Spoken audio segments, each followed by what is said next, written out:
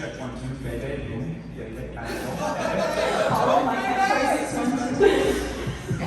Guys, how are we doing? We're back. We're ready. We're going to do this all over again. You guys get to moderate him. I'm dead serious. Like, go for it. Let's I thought you were joking back there. Listen, y'all were here yesterday. It's our turn to make Adam sweat. So, for those of you who are here twice, I apologize. You have to listen to us talk for 2 hours. They came here just to do that. Absolutely. Absolutely. No, with all good intentions and everything. How's everybody doing today? You guys having a good Saturday? Awesome. Yeah. Amazing Saturday. Great. It's been awesome getting to meet and chat with everybody. So yeah, it's been awesome. This is my first time here. Whoa, seriously? Yeah. Well, then welcome to it. Have you guys given like all the good sweet spots? Give them candy, things like that? No? Y'all hung out? Rude. No, they want you to come back a second time. That's what it is. They're gonna get you then. Okay, so obviously we missed you yesterday. Everything okay? We're good? We don't have to slap anybody? Yes, no, I'm good to go. Okay. Classic Airlines the past month and a half have been incredibly difficult, but I made it. I'm here.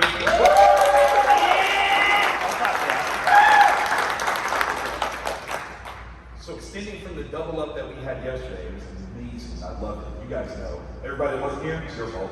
We've got the greatest trio, in my opinion, of AEW, which I have designated. I put this online, and we need to rearrange the letters. It's no longer AEW, it's AWE because y'all are awe-inspired up in this piece. I like that. There we go. So, Adam, Yes. how did you get started when it comes to wrestling? So, the first time I ever saw professional wrestling, it was WrestleMania 15 in Philadelphia. The first Rock versus Stone Cold Steve Austin match. From that point, I was hooked. And then at WrestleMania 17, it was Rock and Austin again. You know, that was like the first time I ever got goosebumps. Okay. Watching Stone Cold come out, the Limp Bizkit's My Way video, I was like, oh my God, I need to be a pro wrestler. So I started training in Philadelphia, in the infamous ECW arena in 2008. Yeah, the rest is history. I love it. Who were your actual favorites watching wrestling? So definitely Stone Cold Steve Austin was my favorite as a kid. He was the one who got me into wrestling. I really loved watching Kurt Angle. I loved watching CM Punk, especially his Ring of Honor stuff, like his promos against Raven and everything like that. He was the one who really got me into wrestling outside of, say, WWE or WCW. And again, the greatest of all time, Shawn Michaels. Hey. Absolute favorite. I love that. Now, Ethan, as he said, his first entrance into this was watching Stone Cold versus The Rock, but he's chosen Stone Cold. Yeah, we all make mistakes. I like that. I've never been curious what Stone Cold is cooking, I'm not gonna lie. Let's be real. It's beer battered fish, you know that, like without touching. Oh my God. Okay, so seriously, I want you guys to throw out some questions. All right, sure. Adam, this is a riveting question. I know the audience is dying to know. How long does it take to wet your hair before you wrestle? It's quite the process. It's quite the process. I mean, again, first of all, you hope that you can find a functioning shower head, because otherwise, being under a sink and trying to wet all this hair is very difficult. After that, I put some beautifully smelling conditioner. You condition my hair before you wrestle? I do. You sound like the perfect opponent, I'm not gonna lie. You have to, because it dries up instantly. With all the lights and stuff like that, we screw it. So it's an over and over again process. Well, I only put the conditioner in once, because then I re-wet my hair every 10 or 15 minutes. Gotta make sure I'm just soaked before I go out there. I'm gonna be honest with you, dude. When you do your entrance, I'm literally imagining that you are complimenting yourself about how dope your hair is. Every time you're like, boom! Look at this hair.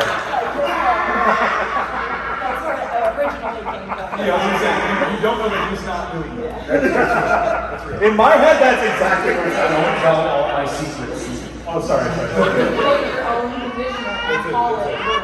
Now, what's really amazing is, seriously, while you're saying that you do this for, to keep your hair safe under the lights, he does use it against his opponents. Like, there's like a catnip in it, so that when you get him in a headlock and you're smelling it, you just kind of relax, and you're easier to beat.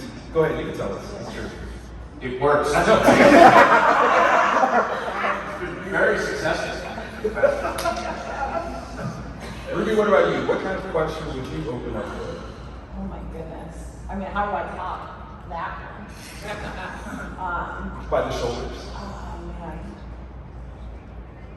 When can I beat the crap out of your girlfriend again?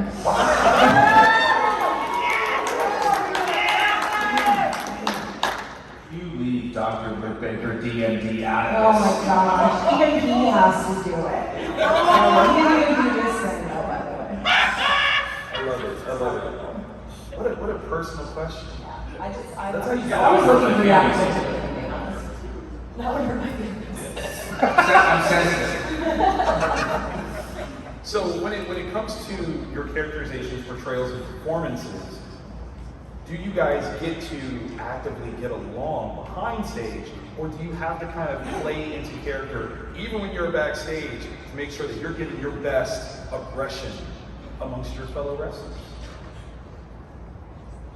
So it kind of depends. Like there does come a certain point, at least for me, where I feel like I need to get in the zone, auto zone. I wanted to say that so bad. So yeah, everyone's process is different. But yeah, for me, lots of times I end up disappearing, going off somewhere before I get ready to go out there. Okay. Yeah. Ethan, what about you? Oh, dude, I'm just a silly little goof until I walk through that tunnel. To be fair, he already hates everybody, so it doesn't really take a lot. Correct. That is correct. Okay. Ruby. I think it's definitely a curtain thing for me. I think I'm pretty much me, and like I'm not in necessarily that exact mentality until either the curtain or like right before. Like when I'm at the bottom of the stairs, that's when things kind of click and switch for me.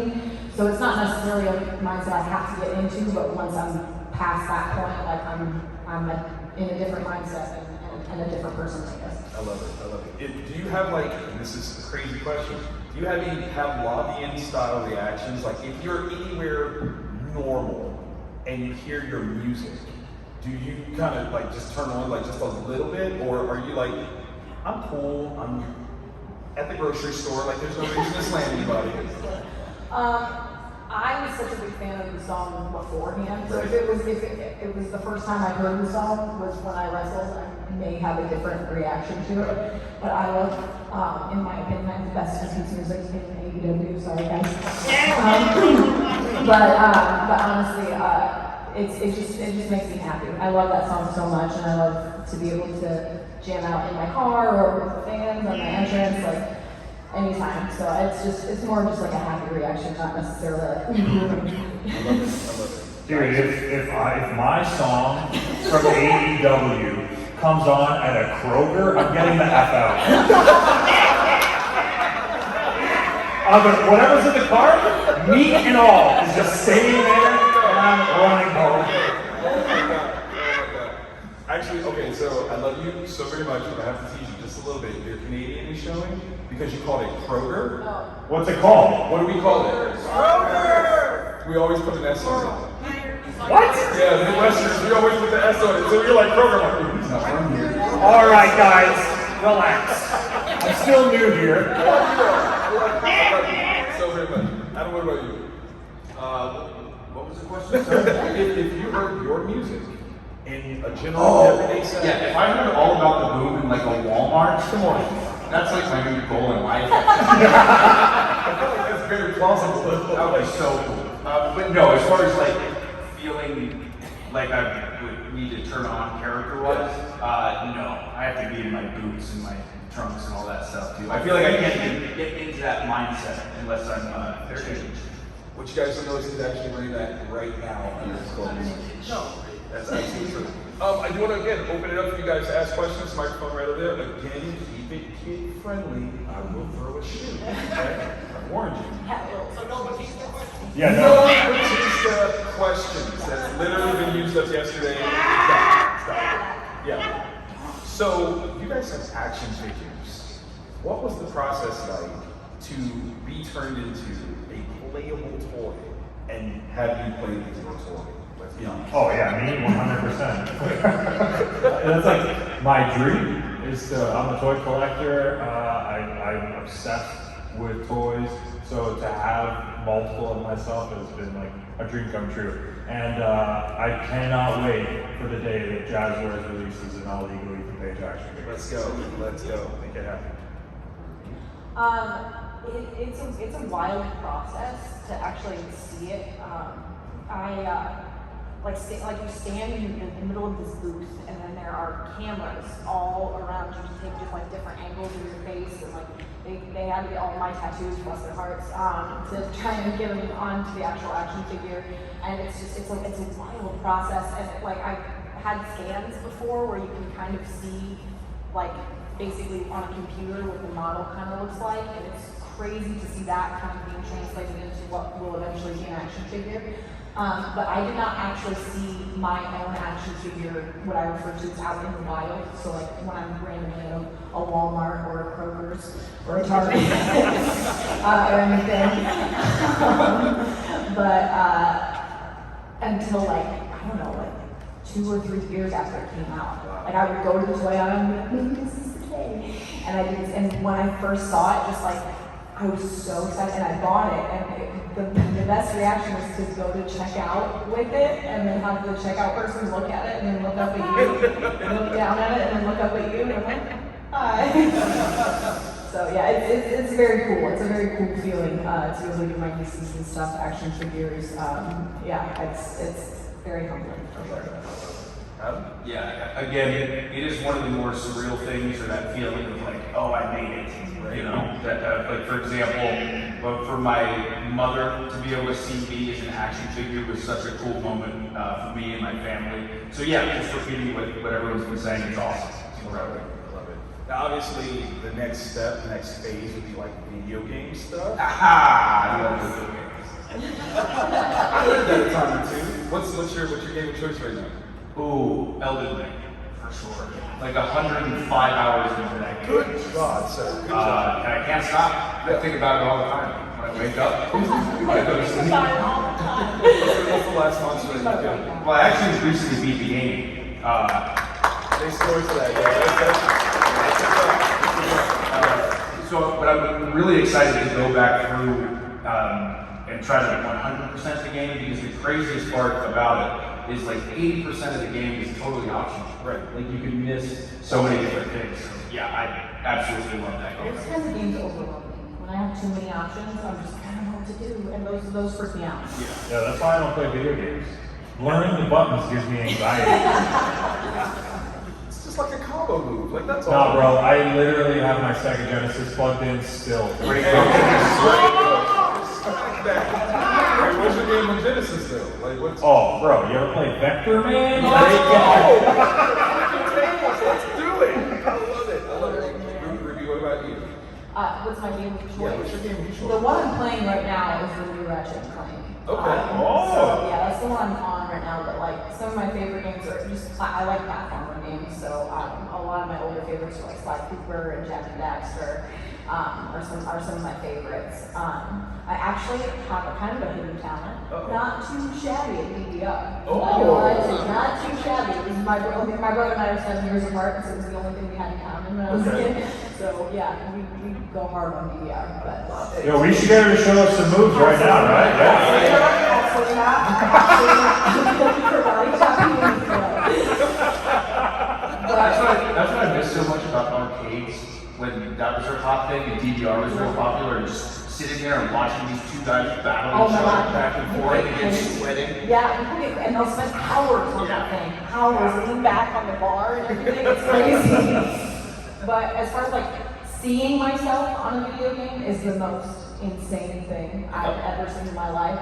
And I've only tried to play as myself once. I'm not good at the video game itself, But it was actually very accurate because I got my butt kicked in the game, and it's just a proper visual of what you would see. But so I was not good at it. But it's crazy to see, like they get the facials and the entrance and the gear and everything. It's like this is neat. Like that's wild. That's it's awesome. wild. Okay, so this is a weird sort of fan-based question. Have you ever been seen out in the wild, but people didn't realize you were you? Maybe they thought you were a fan of you. Has that ever happened to you guys? That 100% has happened. Really? Yeah. They're like, hey, you know what you look like? And you're like, who? Yeah, and I always go along with it too. Oh, like I that's never am like, no, I am out cold. It's the best. It's the most like genuine response or interaction without, I don't want to say ruining it, but just experiencing them talking about AEW or talking about me as a wrestler. But yeah, that's definitely happened. Do you eventually let them know that it's you? No. You'll let them walk away. Especially if it's like a great little interaction. Yeah. Like, oh, I'm just gonna leave this video. You just elevated that much higher than we're just telling like, by the way. So my favorite is when I am anticipating that they are going to tell me, like, you know who you look like, and I'm ready. Like I'm ready for like, oh no, you think I'm Ruby Rider or something, and they give me some like complete. Wow. I had somebody come up to me, you know who you look like, and I thought like I've also got like other like people from different like, shows or different industries. But when I got like, you know who you look like, I'm like who? Paige. And I'm like, like, oh yeah. And it was back when I had black hair, so I guess I couldn't see it. But like they didn't know it was me.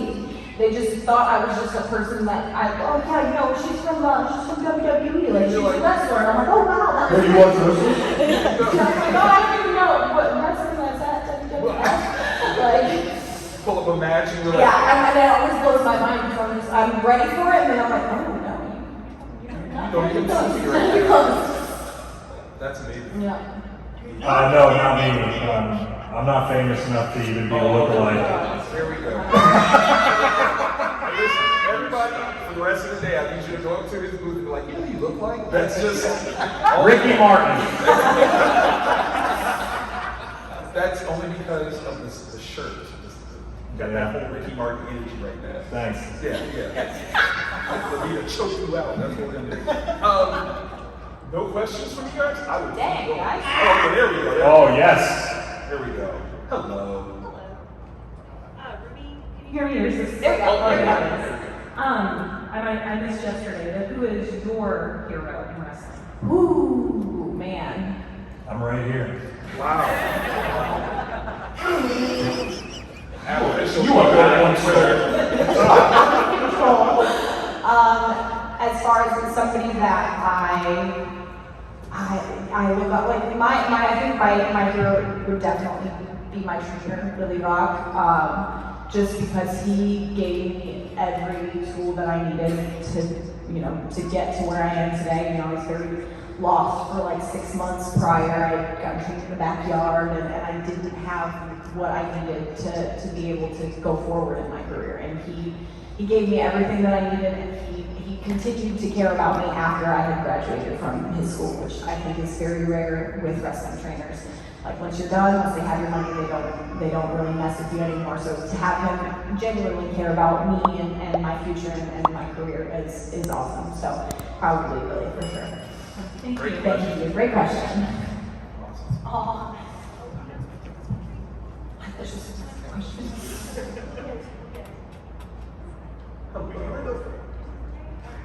There we go. Oh my gosh, I'm so excited. Make some noise, bro.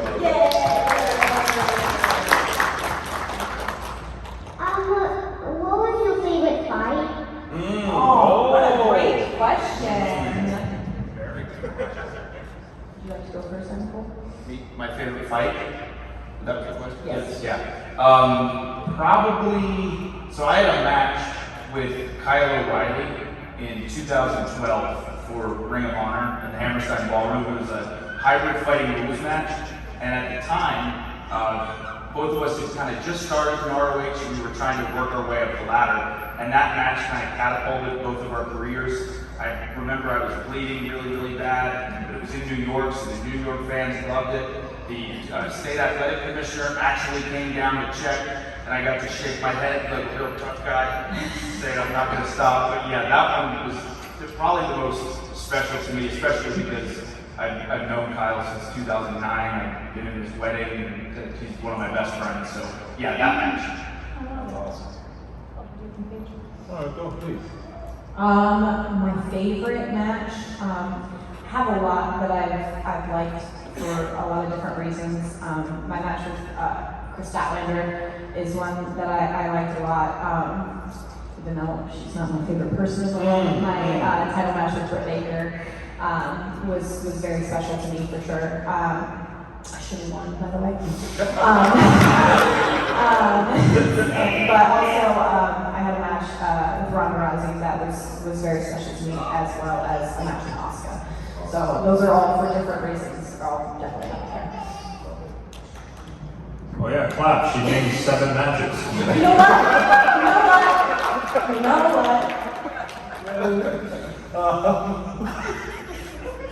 what? My favorite fight would have to be the coffin match with Darby Allin for many reasons. One, we had crazy matches on the independents, so for it to be important enough to the fans and the company to have us do it again on national television in the main event of Dynamite, and for over 1 million people to stay tuned in for Darby. Obviously, he's a big star for the company, even though I hate his guts. But for me, I was still very new to the company, so it was a good gauge for me to know that the AEW fans were behind All Ego T-Shirts and wanted to see him beat that little run's ass in the coffin match. So, hey, I can say ass. She put her headphones back on. A second coffin match. Terrible. And Detroit was even her question. That's so bad. So Come on. Well, yeah, you named 2 matches. She only needed to hear 1, and 7, 8, 9, 10.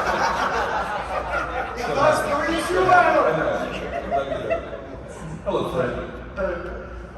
So first off, Ruby, I adore you. Aww. But I'm also sorry that I'm from Pittsburgh. And However, you know, live was a fantastic experience.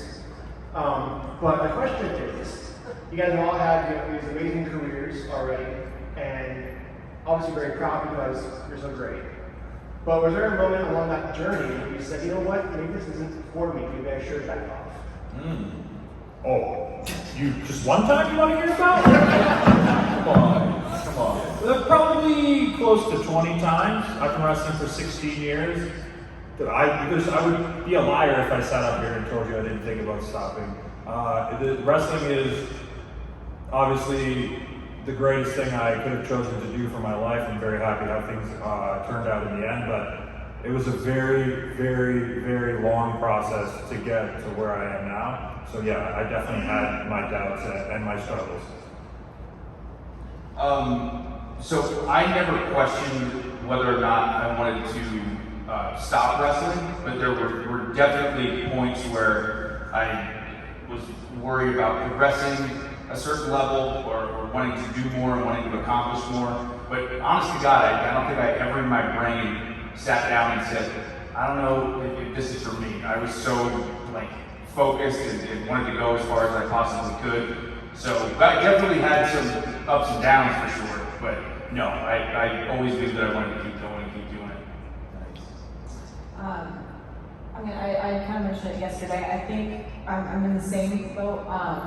Wrestling's kind of the only thing that has ever really made sense to me as far as what I wanted to do. I've had a lot of other somewhat interests, but this is the one thing that has, always, what I felt was right for me. So it's the same thing. I don't think I ever questioned whether or not I wanted to, but it was the same thing, how I was progressing, the decisions I was making, where I was going, and where I was and things like that, as to if I was in the right place to be as good as I possibly could be and to make the progress that I wanted to. So there was a lot of doubts in that department, but wrestling's kind of been my only constant. So, yeah.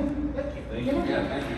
I appreciate your honesty on that one. How some of your toughest matches aren't in the ring, but it's in here. Oh, yeah. You know, Oh, that's a beautiful thing to see you overcome and still do this. It's a wild industry because it's the only like form of sport that is so reliant on the opinions of our fans and of people that we work for and things like that. So it's very difficult. There's a lot of mental strains that come with that, with self-confidence, things like that, how you view yourself and what you bring to a product. It's a lot of struggle sometimes. That's real. That's real. Hey, friend. Hi. So, all right. So my question is, all right.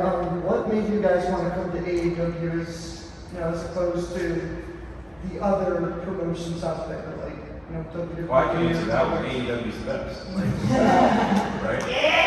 Well, I know that, but any chance you can get like a detailed answer? Yeah, so one of the biggest things was getting to be around and see Britt a lot more. At the time, our schedules were so different that there would be sometimes I would see her for maybe half a day, 1 day a week. Sometimes I wouldn't see her for weeks at a time. So getting to travel with her and just be behind the curtain when she walks through after she's done with a match or a promo is really nice. I also have gotten very passionate about Twitch streaming. And at the time, that was a big no-no where I was at. So that was very important for me to continue doing. And then at the end of the day, too, it looked like so much fun. I had known a ton of the people on the roster, but to see these crazy, wild crowds every single week, I was like, God, I would love to wrestle in front of these fans. So those were the three, I'd say, biggest reasons for sure.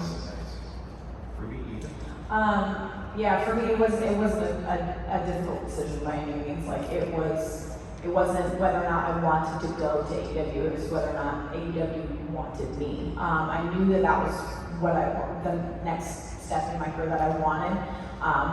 For the same reason I knew the roster already, most of them. Like I knew most of the roster. It was people that I had, traveled with and done a lot of stuff on the indies with and created, great friendships with.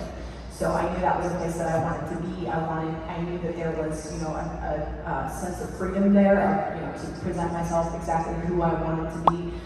So yeah, it was really honestly a no-brainer for me to come to AEW after I was released.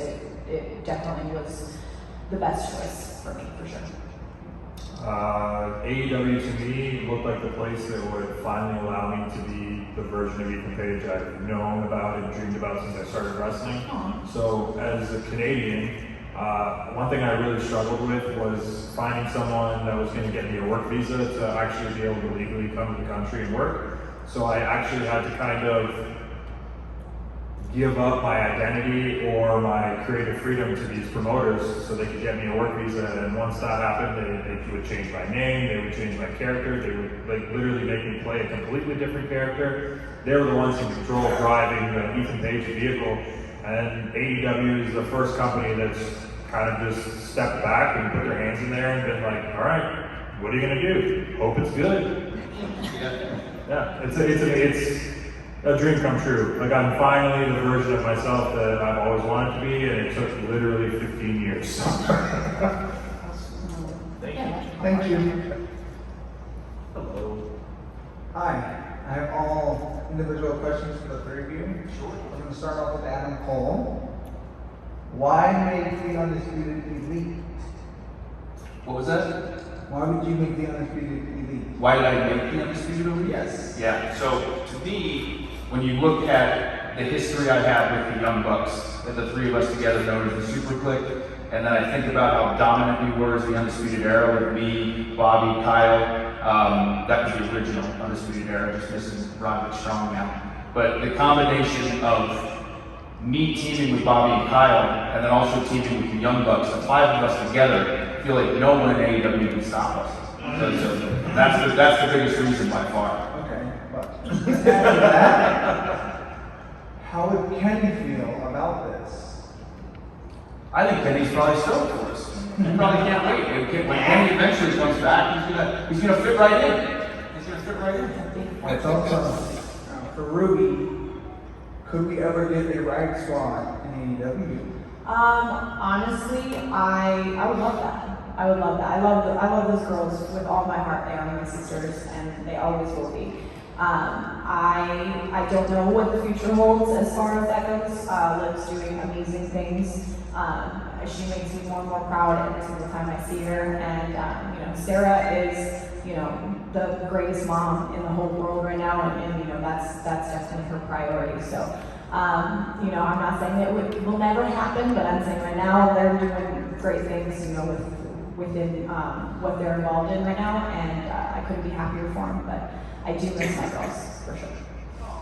Now, finally, for Ethan. Best for last, go ahead. Could we get a part 2 Ethan Page versus Darby coffin match in Detroit with more than one coffin? Hold on a second, what? Who else is going in? Yeah, what is it, like one of those Russian doll things? Like you put a smaller coffin in a bigger coffin, you gotta take the smaller one out and then put them in? I don't think, what do you mean? Basically the same coffin in one large coffin. Whoever goes through first, out comes winner. Listen, if you're offering me the opportunity to beat the living crap out of Darby Allin and put him in a wooden box, potentially nailing it shut and lighting it on fire, sounds good! Sign me up! And if it happens, I'm gonna be there live. Alright, you're gonna be there live? Yes. Hell yeah. Thank you all for keep doing what you're doing, because you're making my life as a fan wonderful. Thank you, man. Thank you for promoting violence. I do feel like there's a future wrestling promoter in you. Put together, I was like, yo, I would watch that. Right now. Hello. Hello. This question was for everybody. I used to be a fat kid, but I'm not a fat kid anymore. Due to the fact that self-investing. What is your stride? What makes you guys do what you do? Not the fans, but what you because at the end of the day, I don't fail because I'm all I have. So besides what people see in me and what people do, I still do it regardless. So There you go. it's not just the fans who see me do it, it's me who do it. So what makes you guys strive if it's not the fans? I like that. What makes you get out of bed and put in that work? What's your alarm clock? Oh, my kids, my wife, That's real. my family, making sure that I'm gonna leave them something that one they're proud of, like a legacy for their father and their family, but also to set up their future and to make sure that they have every opportunity to make a good life for themselves. Also, I gotta wrestle in my underwear, bro. I would say my family as well. My mother specifically was always so supportive of me wanting to pursue pro wrestling. We didn't come from a lot, so it's really cool to be able to wrestle on television now, and for her to be able to watch that and be so happy and so supportive is awesome. So I always want to make her really proud. And if I look objectively at just what it is about wrestling, just the adrenaline and the high that we get from performing in front of people is the best feeling in the entire world. So that's something that I look forward to every single week as well. Ooh, that's a hard question. So yeah, obviously my family, I'm really close to my dad. My dad, honestly, isn't the biggest fan of what I do. He just worries. I'm gonna get hurt. He's not the biggest fan of watching me get dumped in my head every week. I know this is gonna sound super cliche, but I've had a few interactions with some younger, sometimes teenage guys and girls who kind of don't really fit in very well, or have trouble making friends, or deal with anxiety or any kind of mental struggle or anything like that, and who don't really fit the mold, and they have being able to have them come up to me and say really, really humbling things about how I'm somebody that they can look to and see that it's not necessary to conform to exactly what you think things are supposed to be, or how you think you're supposed to present yourself. is really honestly super humbling, and it's a reason that, you know, I definitely do continue to do what I do. You know, and also just like the outlet for creativity is huge for me. It's something that I'm addicted to. I love to see, you know, the stories that we can tell and the way that we can present ourselves, and it's just it's definitely an addicting thing. I can't get enough of it, I guess. What about you, choir man in a fancy hat? What's your alarm clock? What makes me get up? Well, if I'm being honest, family is a big thing too. But getting to share the stage and hear stories like this, it's the best thing in the world. I don't believe it. Your imagination is too wild. You talk a lot. I'm just a fan. Anybody here to listen to me? I'm here to hang out with these guys. Hold on. Did you say fancy hat or sexy hat? Fancy hat. Fancy hat, okay, I like that. No, you heard sexy hat. Yeah, you heard it right. I said these are sexy shorts, but I didn't say sexy. Those are sexy shorts. Thank you. I like those high socks. I see you pulling that off. I appreciate it. Thank you. I appreciate you guys' time. Thank you. Hello. Hi guys. Hi. What's up? Yeah. Oh, just take it off, bro. Own that microphone. I was just wondering, okay, you guys are all seem like gamers. What would you say has been probably your favorite video game movie so far? And what would you say is probably like the upcoming movie you're most excited for? Okay, let's go. Ooh, okay. Put your geek down, let's go. So I'll give a two-parter because I think overall, when it comes to games, the best like adaptation to the television screen for me was season 2 of The Witcher. Okay. It was amazing. But as far as a movie, the first Sonic the Hedgehog was really good. And I still have not seen the second one, so I can't wait to watch it. As far as an upcoming movie, the Netflix Resident Evil series was pretty good. I'm excited for that. Can't be worse than Welcome to Raccoon City. Don't challenge it. I had fun. Which is good. I did. I didn't take it too seriously, but I had a blast. I had a blast with that. Ethan Ruby. I'll give you time to think of something. Okay, so the best ever video game movie. Yeah, let's go. The first and original Mortal Kombat movie! Yes! Yes! You know, bro. All right, man. Not only is it the best video game movie ever made, the second one, absolute dog crap. But Yes! I did a seminar with the guy that played Scorpion. His name is Chris Casamassa, and he taught me how to do flying sidekicks, which makes me pretty much in Mortal Kombat. So, Ethan Page, Johnny Cage. Oh. That's where we're going. Is that what we're doing right there? I can see either you or Miz as Johnny in the sequel. Hey, make that happen. That's my competition? That would be the closest I could see to portraying Johnny Cage. I'll let it slide. Sliding sidekick! Oh!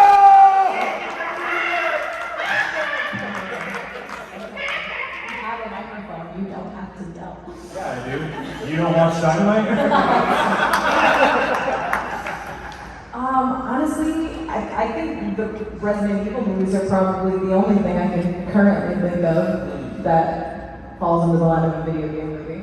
As far as any new movie that I'm excited to see, I watch mainly horror movies. I think that's been kind of like my cup of tea lately. So anything from A24 is probably all like my newer favorite. I just watched the new one that they came out with called X, which was a wild movie. But yeah, no, that's anything that they come out with. I'm excited to see. But So that's you're really definitely looking forward to Blackbone and Salem's he Lot. already knows more than I do, honestly. Not to mention Halloween Ends. Yes. Yeah, Yes. definitely looking forward to that. That's awesome. Great questions. Yes. Big Yeah, thank you. Oh, and you probably watched Chucky. Yes, of course, of course. I love it. That's a kid's movie, though. No.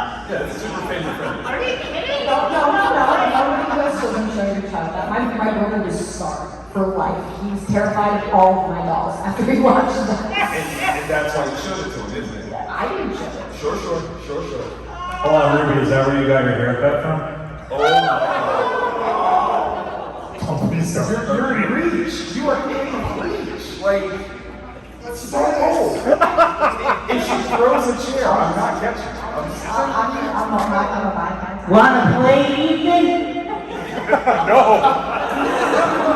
No, I don't. Threats. Thank you so very much for that. Thank you. Hello, friend. Hello. I work for each one of you. Heck yeah. Sure. But Ethan,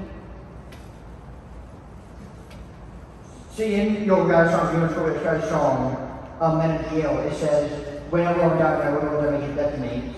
Well, why not for this guy is a former tag team champion and quarantine team champion, two times actually. How do you make the dynamite detonate? Sorry, what was that? What about Sky?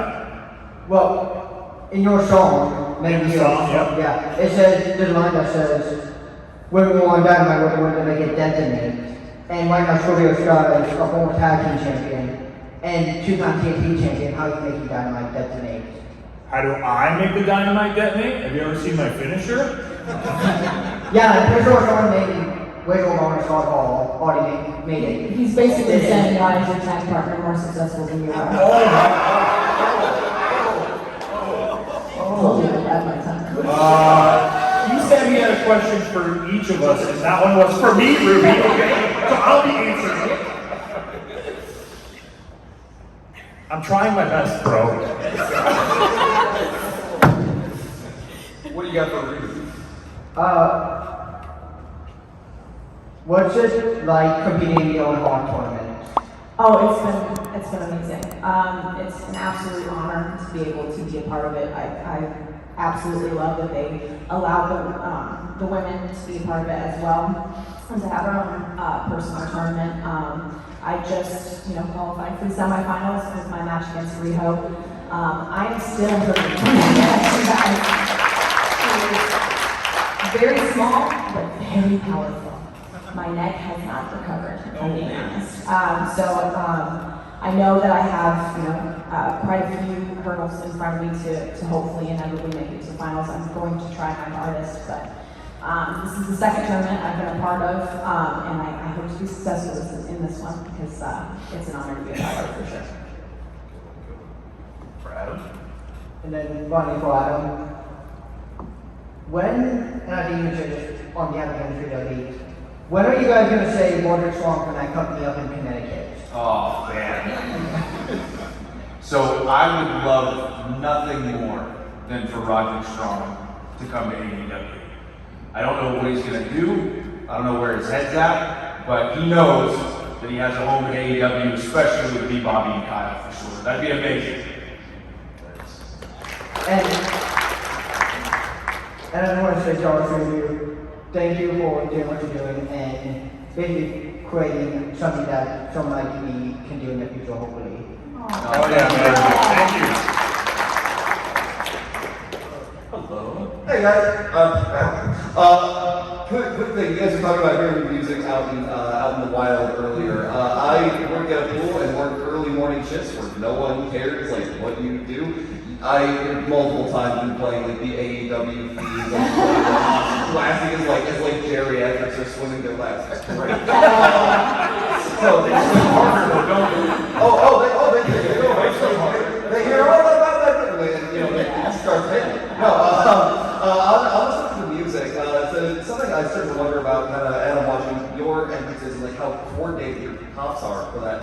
What is like the process of like getting your entrance music made for you? Like, do you guys have a hand in it? Like, what's the creative process for that? Yeah, so Mikey Ruckus was the guy who made my theme song, and yeah, me and him communicated a lot. Like I talked to him kind of about what I wanted the song to maybe sound like, some different ideas that I had, but he's kind of the musical genius, or he is the musical genius as far as coming up with exactly how he wants it to go, how much guitar, how much drum, how much bass, all that stuff. And I kind of, like I said, I give him an idea and a thought process of like the tempo, but he just goes, all right, let me try something. Which, by the way, he got that song first try, like nailed it. So, yeah, we definitely have a say and a hand in it, but yeah, he's the one who does all the magic. I mean, my song's already a thing before. How do you get like a pre-existing song then? Like, is that just It's definitely a lot of legal stuff that I have absolutely nothing to do with. Thank goodness. But yeah, I was granted the honor of being able to use Ruby Soho by the band itself. Lars gave me the go ahead, and the rest of the band gave me their blessing, and yeah, I've been lucky enough to use it. So yeah, there's a whole bunch of legal stuff that I don't understand, but I'm very glad that it happened. Yeah, when you're really, really, really cool, you get a dope song just handed to you. For my song, I helped Ruckus, same thing. It was very collaborative to put together the All Ego song. And then when it came to the Men of the Year song, we both literally said, well, you think you can just slap our two songs together? And if you actually listen to it, he did exactly that. So it's pretty cool. So you took Scorpio Sky's music, took mine, perfect song. perfect? Awesome. Thanks, guys. Look forward to seeing you in Detroit. Hell yeah, June 29th! Okay, so I gotta be that guy and warn you that we're coming up on our time. So want to get through you three, so shoot away, go for it. Hi, what would you guys say was the most painful bump you guys taken? Oh, I know mine. So Tommaso Ciampa one time gave me an air raid crash off the top of the War Games cage through 2 tables, and I did not think I was going to be able to get out of my hotel bed the next day. That I had to wrestle Pete Dunne at Survivor Series less than 24 hours later.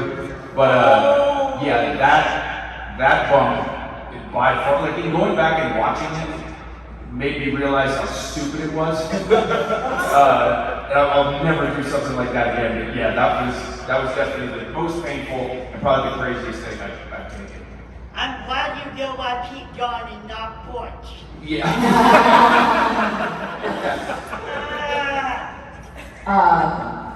Mine actually happened at your company, or his former company. I was a wrestler in the Indies, but in Kobe Durst. And I had my head was split open from a chair, and I took looking back on this is a terrible idea. Oh, it's okay, we super glued it in the back after. My head was already split open from a chair, and then immediately following that, I took a pile driver off of a bar through a table onto the floor. It's on YouTube, check it out. It's on YouTube, it's there. And yeah, I had my head super glued shut after that, but yeah, not one of my best moments, I would say. But all of them, to answer your question. Everybody hurts, everything, and I'm not over, especially at our age, everything hurts. Correct. I would say the most painful was probably when I was laying in the coffin and Darby coffin dropped the lid into my entire body. It was like splinters, pain, panic because I can't see nothing and I'm in the dark and I'm claustrophobic. I hate that. So that was probably the worst. But I also took a superplex onto like a guardrail that was across the ring. And like there's no give in those bars. So that sucks. I would say one of those two. Okay. Yeah. Great question. Yeah, thank you. Yeah, thanks for reminding us, bro. Thank you, guys. Thank you.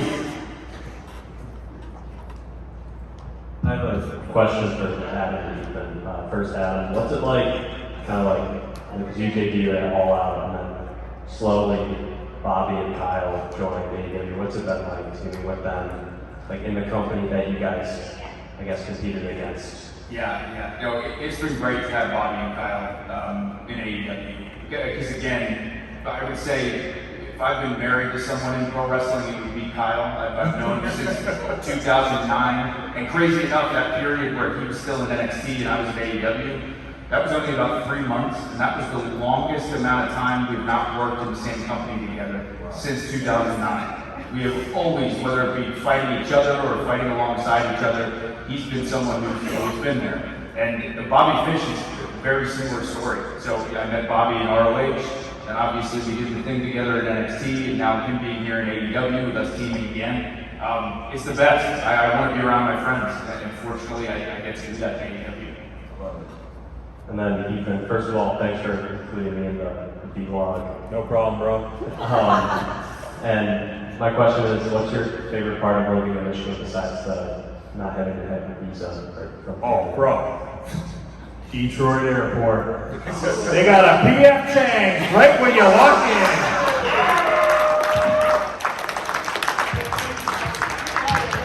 That's right. That's what I'm talking about. Thank you, guys. No problem. Hello, friends. In your wrestling career, what was your favorite match you ever participated in? Well, I won't say the hybrid fighting ropes match with Kyle since I named that one, but another favorite of mine was me and Johnny Gargano wrestled at TakeOver. It was a 2 out of 3 falls match, WrestleMania weekend. And Johnny is, again, someone I've known for years and years and years. And at that point, we had never wrestled in NXT before. And that whole situation was wild too, because Johnny and Tommaso were in this crazy feud, and they were going to have this big championship match, and then Tommaso needed neck surgery. So they're scrambling to find a replacement match for the NXT championship. So they decided to go with me and Johnny. So it kind of just fell into our laps. And just that night, and the crowd response, and the energy from start to finish, especially like the last 10 minutes, was something I don't know if I'll ever experience again. It's just so wild. So that one, to me, is definitely one of the most special. Well, I'll only name one, since I named a bunch. I didn't know there was any left. Top 25.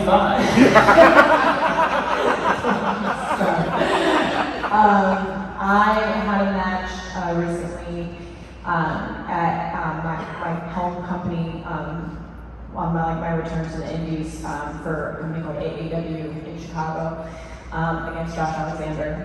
So it was my first time back to that company. It was actually, I think, 5 years to the day that I left for my last match there. I had my return match, and the energy of the crowd was incredible. Being able to come back to a place that kind of helped me get my start was awesome, and being able to wrestle Josh and have a match I was really proud of was cool.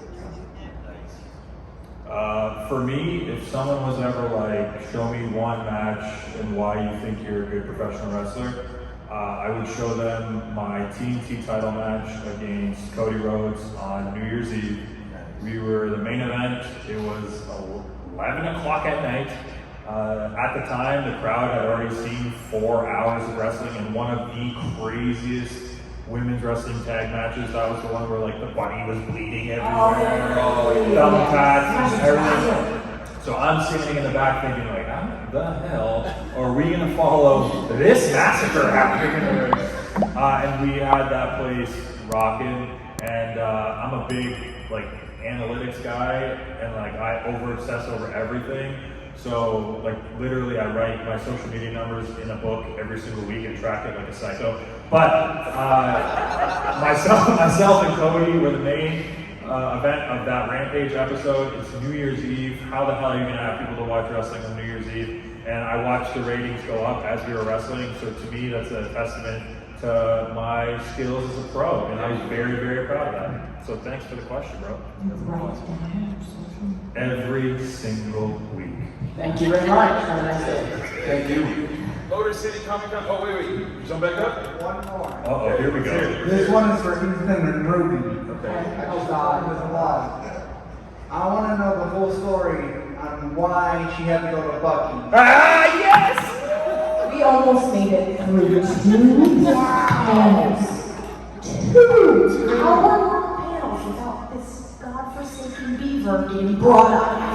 All right, hold on. How many people in this crowd have ever been to a Bucky's gas station? I'll admit I've never been. There's a couple. Okay, I see some hands. How Some many very people lucky in people. this crowd have ever been to a Sheetz gas station? Okay, now hold on. Keep your hands up if you've been to a Sheetz. Okay? Keep your hands up if you've been to a Sheetz.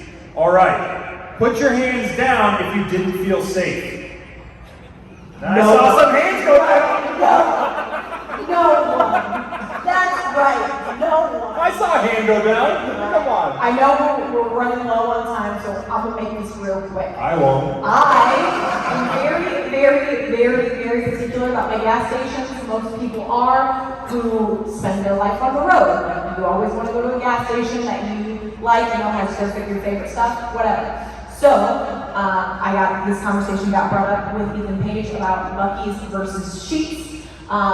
We got the entire roster involved in it. It ended up on his vlog, and then it turned into a full-blown competition. So people that Rue Beaver shirt that was made, Ethan Page sold that design on his Pro Wrestling Tee store. I sold a shirt that said Ethan Page is the Sheetz.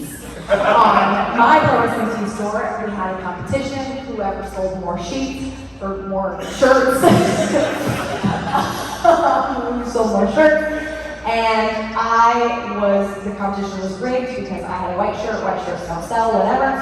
He won. So I had to go to a Buc-ee's gas station dressed as a beaver. Wow. Okay, now hold on. It's on the line. I will admit it was actually pretty fun. Thank you. It's for the entertainment of the people. And not only that, people were entertained on a weekly basis on a free platform of YouTube.com. Thanks to you. Give her a round of applause for that. But we also raised, almost $9,000 for charity. That was a great cause. And my daughter thinks her name is Rue Beaver. and has a little beaver with a skull cap on it. And that's her best friend, guys. She's the only person that gets away with calling me that. So nobody come to my booth today and call me that, because that little girl is the only person that gets away with it. There you go. Unfortunately, that's got to be Sorry, our right there. Motor City, make some noise.